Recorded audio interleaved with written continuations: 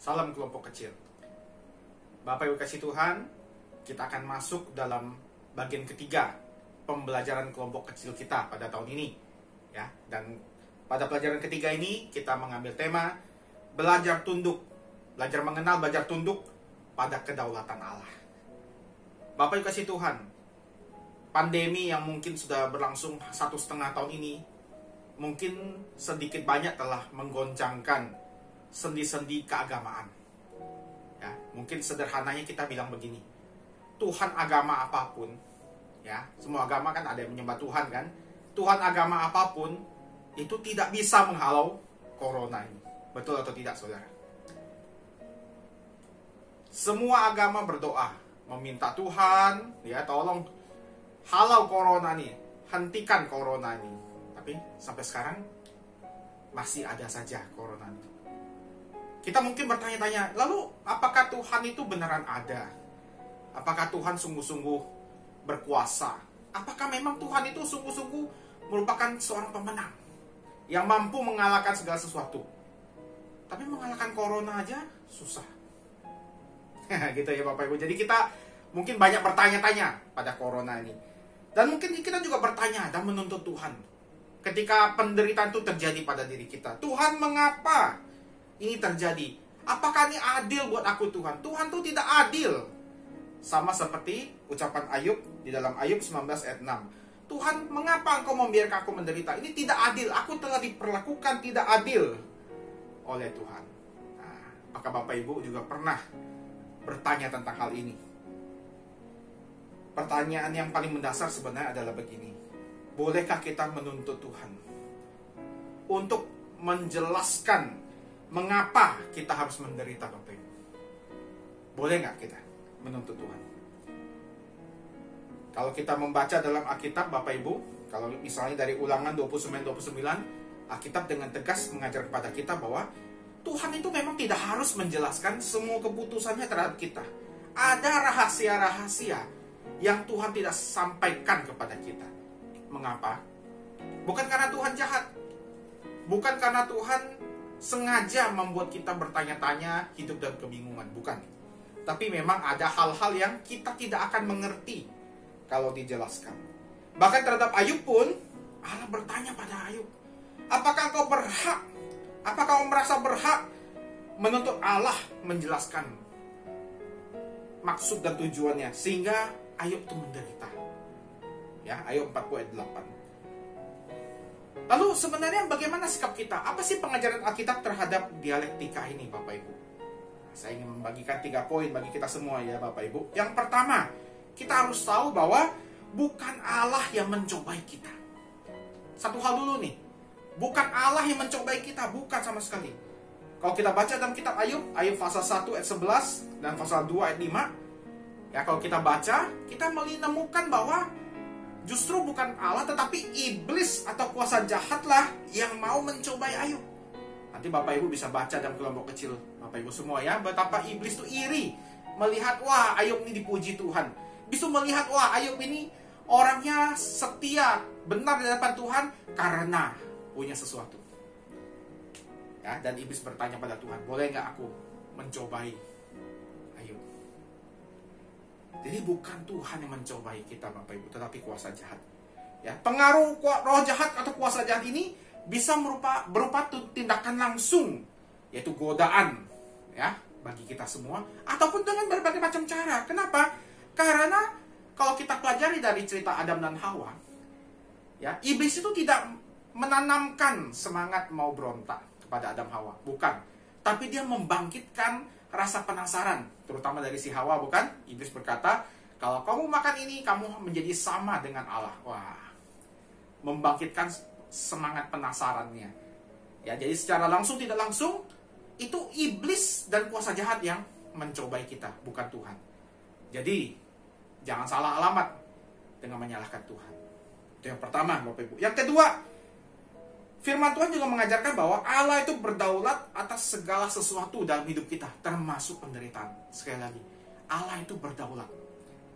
Allah itu bukan satu sosok yang hanya melakukan hal yang baik-baik saja, Bapak Ibu. Yang manis, yang indah, ya. Seperti mungkin seorang bapak yang memanjakan anaknya. Tidak demikian. Alkitab dengan tegas menulis bahwa Allah itu berdaulat atas segala sesuatu termasuk penderitaan. Bisa saja Allah tuh mengizinkan penderitaan itu terjadi dalam hidup kita. Ayub pasal 1 ayat 12 dan Ayub pasal 2 ayat 6 jelas menunjukkan. Ketika iblis mau mencoba Ayub, iblis minta izin sama Tuhan. Ya, iblis tuh gak berkuasa loh mencobai sendiri. Dia harus minta izin. Dan Allah mengizinkan.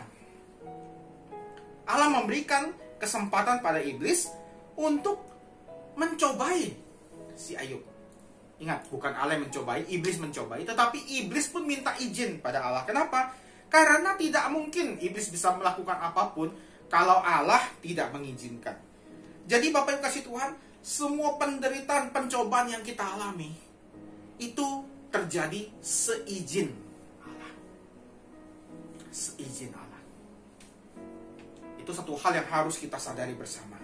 Tetapi satu hal yang perlu kita sadari juga Bapak Ibu, bahwa firman Tuhan dalam 1 Korintus pasal 10 menjelaskan pada kita bahwa pencobaan atau penderitaan yang kita alami itu tidak akan melebihi kekuatan kita.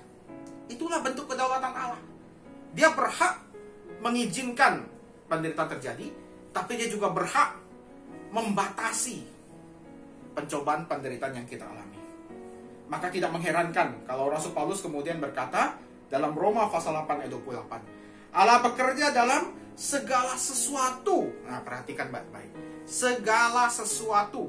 Jadi bukan hanya yang baik-baik saja, yang jelek pun bisa terjadi. Tuhan izinkan. Tapi Tuhan bekerja dalam segala sesuatu tersebut untuk apa? Mendatangkan kebaikan. Ya, mendatangkan kebaikan buat kita. Seperti seorang ayah yang membiarkan anaknya yang baru belajar jalan itu berjalan. Ya, kita tahu anak-anak yang baru belajar berjalan, jalannya masih sempoyongan. Bisa jatuh, kemungkinan besar jatuh dia. Bisa terkena sesuatu ketika dia jatuh. Tetapi Allah atau ayah yang baik pasti mengizinkan itu terjadi. Kenapa? Kalau dibatasi anak itu tidak boleh jalan, ya dia nggak akan pernah bisa berjalan. Demikian pula Allah. Dia mengizinkan penderitaan terjadi. Tapi penderitaan itu dibatasi. Jadi tidak terjadi sesuka-sukanya. Iblis tidak bisa mencobai Ayub sesuka-suka iblis, tidak bisa. Tetapi harus dengan batasan yang Allah berikan. Dan poin yang terakhir Bapak Ibu kasih Tuhan, kita harus percaya bahwa rancangan Allah selalu membawa kebaikan. Allah berdaulat mengizinkan segala sesuatu terjadi dalam hidup kita, mau yang baik, mau yang jelek. Tapi segala sesuatu yang terjadi itu pasti ada kebaikan di dalamnya. Pasti ada sesuatu yang membuat kita adalah bersemangat, semakin mengenal Allah, dan semakin naik tingkat.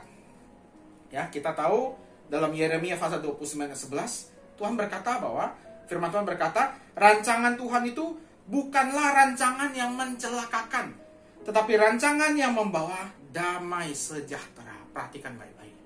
Tuhan mengizinkan sesuatu terjadi, termasuk penderitaan, termasuk pencobaan, tetapi itu bukan rancangan kecelakaan, melainkan rancangan damai sejahtera. Karena itu Bapak Ibu kasih Tuhan, jangan kemudian kita marah, menghindar. Kita kemudian berkata, Tuhan, mengapa terjadi? Tuhan, apakah Engkau ada? Tuhan, apakah Engkau berkuasa? Tuhan, apakah Engkau tidak peduli? Itu jangan lagi kita lakukan. Kenapa? Karena kita percaya bahwa Tuhan itu berdaulat. Dia bisa melakukan apapun, mau yang baik dan yang buruk, dia bisa mengizinkan. Tetapi itu terjadi atas dasar rancangan damai sejahtera. Allah tidak bermaksud mencelakakan. Ya, tidak bermaksud mencelakakan. Memang yang namanya musibah tetap harus ada korban. Yang meninggal ataupun yang cacat ataupun yang segala macam. Ya, tapi kita percaya. Meskipun itu tidak baik di mata manusia, tetapi di mata Allah segala sesuatu mendatangkan kebaikan. Saat ini mungkin kita tidak tahu. Bapak Ibu bangkrut dalam usaha, tidak ada yang tahu kenapa bisa terjadi. Tapi mungkin Tuhan melakukan sesuatu yang baik dalam hidup. Tugas kita bukan marah pada Tuhan. Tugas kita bukan menyalahkan Tuhan. Tapi tugas kita adalah memohon damai sejahtera dari Tuhan. Ingat, karena rancangan Allah adalah rancangan damai sejahtera.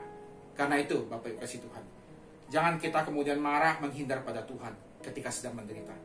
Tapi yakin dan percayalah pada kedaulatan Allah yang mampu mengatasi semua penderitaan kita. Kiranya menjadi berkat buat kita semua, dan silakan didiskusikan di kelompok kita masing-masing. Tuhan memberkati kita semua.